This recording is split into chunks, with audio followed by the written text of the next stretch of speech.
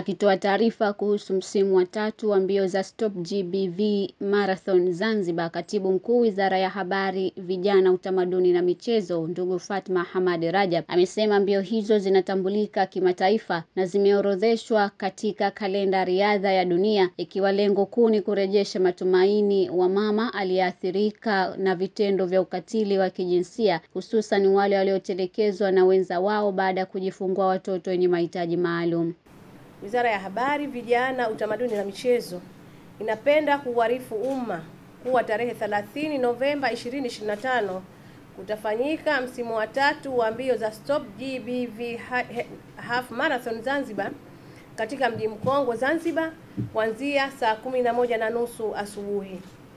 Mbio hizi ambazo zinatambulika kimataifa na zimeorodheshwa kwenye kalenda ya riadha ya dunia, World Athletic Calendar, zinaendelea kuwa jukwaa muhimu la kuhamasisha jamii kupinga vitendo vya ukatili wa kijinsia na kuunga mkono juhudi za Serikali ya Mapinduzi ya Zanzibar katika kutokomeza udhalilishaji wa kijinsia katika nyanja zote za maisha.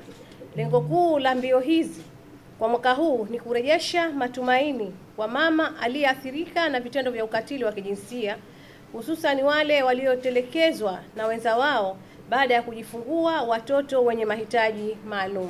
Amesema kupitia mbio hizo jamii inahamasisha kujenga moyo wa huruma na mshikamano katika malezi na ustawi wa familia, pamoja na kutoa wito kwa jamii. Kupitia mbio hizi jamii inahamasisha kujenga moyo wa huruma, mshikamano na uwajibikaji katika malezi na ustawi wa familia. Mwaka huu washiriki kutoka mataifa mbalimbali duniani wanaotarajiwa kushiriki katika mbio za umbali wa kilomita 5, kilomita 10 na kilomita 21 ambazo zimejipatia umaarufu mkubwa ndani na nje ya Zanzibar. Wizara inatoa wito kwa Wazanzibari wa Tanzania na marafiki wote kutoka pembe zote za dunia kujitokeza kwa wingi kushiriki na kuunga mkono tukio hili muhimu la kijamii lenye kauli mbiu isemayo hatua zetu, sauti zetu, tokomeza udhalilishaji wa kijinsia. Wizara inaendelea kupongeza juhudi za waandaaji wa mbio hizi kwa mchango wao mkubwa katika kuelimisha na kuhamasisha jamii kuhusu madhara ya ukatili wa kijinsia na umuhimu wa kuishi katika usawa na amani. Hivyo, shime kupitia kwenu ndugu zangu waandishi wa habari, naomba mjitokeze kwa wingi katika tukio hili adhimu kwa maslahi mapana ya nchi yetu na kuunga mkono juhudi zinazofanywa na Dr. Hussein Ali Mwinyi, Rais wa Zanzibar na mwenyekiti wa Baraza la Mapinduzi. Mkurugenzi mkuu na mwanzilishi wa Asma Foundation, ndugu Asma Ali Mwinyi, ametaja zawadi ambazo washindi watakaoshiriki katika mbio hizo sambamba na kuelezea hatua za kujiunga na mbio hizo. Ni Stop GBV Half Marathon Zanzibar ambayo huwa inafanyika katika kipindi kile cha siku 16 za kupinga udhalilishaji wa kijinsia duniani nzima. Na sisi mwaka huu kama unavyoona tunaifanya hiyo katika siku 16 za kupinga udhalilishaji wa kijinsia duniani, na sisi tumechagua tarehe 30 Novemba 2025. Na sababu ya kuchagua tarehe 30 Novemba ni kutokana na kushirikiana kwetu na mamlaka ya mji mkongwe.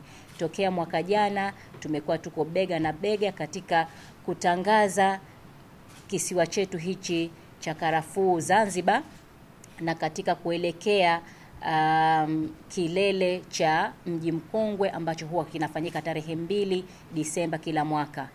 Kwa kilomita 21, hii ni pande zote mbili, wa kike pamoja na kiume. Mshindi wa kwanza atapata milioni 6.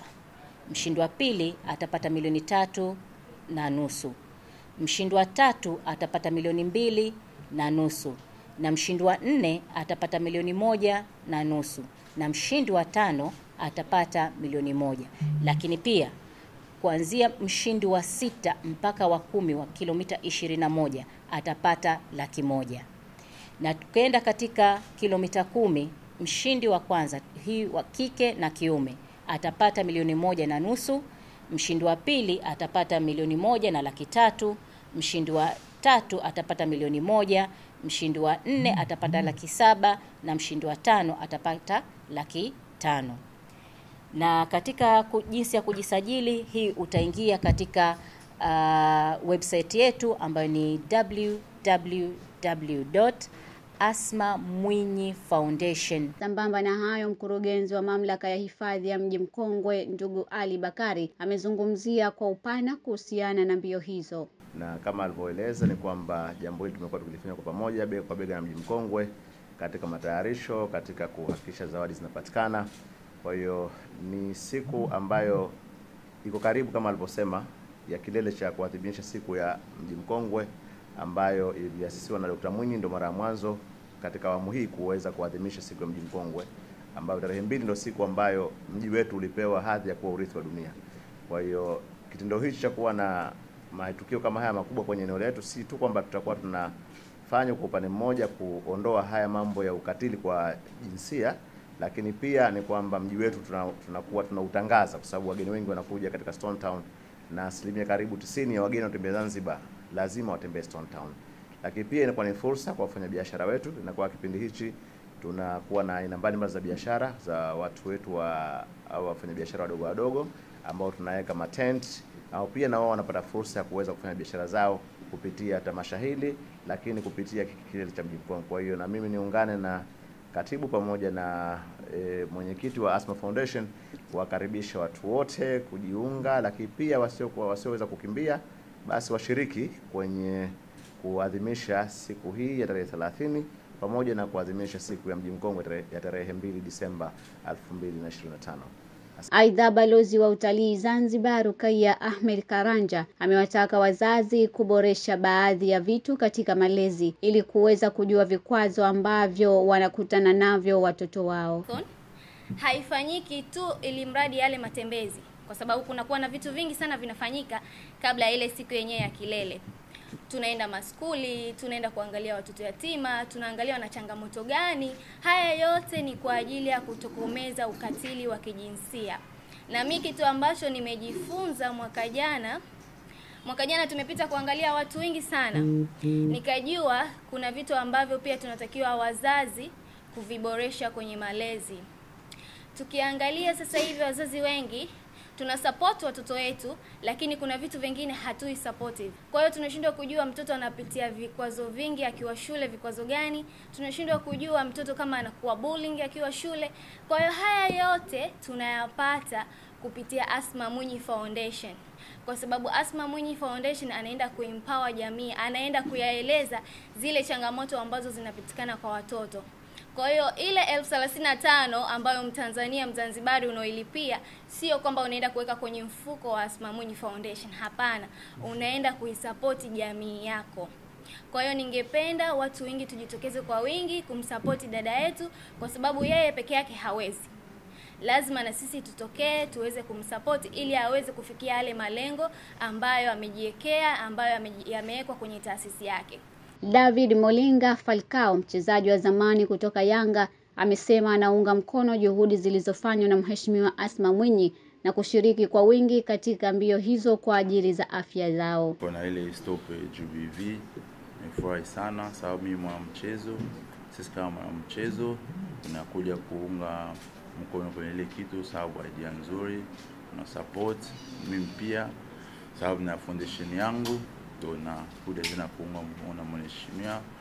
I think inshallah tarehe 30 tutakuwa pamoja kwa ajili ya afya yetu, pia tuunge vizuri, sio tu kwa ajili ya afya, hata uwezi kutembea, uwezi kukimbia, njoo angalia ushirikiane, sababu watu wanakuja wengi, pia nzuri kuangalia nchi ina support kwenye mambo nyingine. Shukrani. Hii kwa akili ya watu wote wanakuja kwenye ile mbio, naelewa wanaweka kitu sababu maintain ashinde apate kitu fulani, lakini ya mwanzo sisi tunakuja kwanza kuunga mkondo kwa dada yetu mheshimiwa. Ya pili tumekuja kwa adili, unajua tunakuja kama mimi na foundation, unaelewa sometimes watu don't understand what is meaning about. A lot of people come support, understand. My foundation is stay in Paris, for example. I come and support my sister, then I get some clips, some video I post in Paris. You think why they stop GBV is going, you understand? It's like this. Ya kwanza tunakuja, tuna support sababu image ya country, ya kila kitu. Then the next things you think, inshallah, after tunaona kama tunafanyaje. Mgeni rasmi katika shughuli hiyo anatarajiwa kuwa ni Rais wa Zanzibar na mwenyekiti wa Baraza la Mapinduzi Dr. Hussein Ali Mwinyi, lenye kauli mbiu ya hatua zetu, sauti zetu, tokomeza uzalishaji wa kijinsia. Nikiripoti mimi ni Mariam Khair, Leaders TV, wajibikaji ni msingi wa maendeleo.